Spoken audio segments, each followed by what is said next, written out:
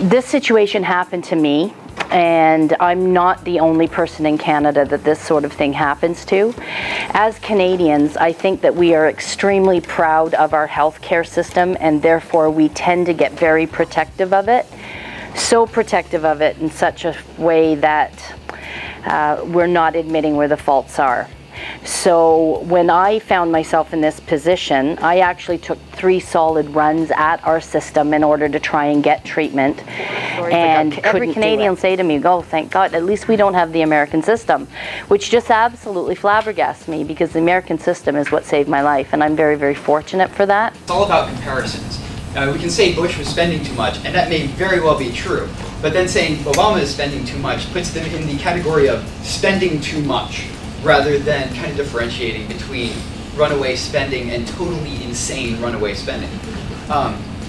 And so when building a visual metaphor to try to explain these numbers, to me the most important thing is to give the viewer an experience that they can latch onto.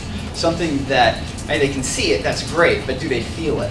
I ran cross country in college, and for me, 10 miles an hour for 5 miles, that's a good solid pace.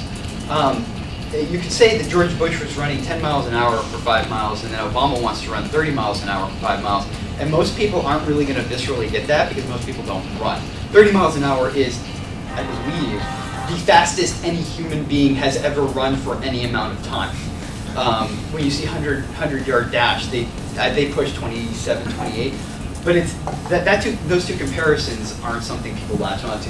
People know what 65 miles an hour is, and they may not have individual experience with 174 miles an hour. They know that's really, really, really fast. Because the U.S. government is developing a government-run healthcare option rather than a mandatory plan like Canada's, do you think Americans will face the same type of healthcare issues that you and other Canadians have had to face? Well, I think the problem with, them saying that it's not going to be a full socialized medicine is that it's a real slippery slope, and once you start getting into that area, it gets very dangerous. The more people that need that type of program, the bigger the program grows, the less insurance companies you're going to have to be able to choose from for your own options, and so that's where it really concerns me. In your opinion, has the media made an effort to report on government funding and spending in a way that's practical for everyday citizens to understand, and if not, how can they do so?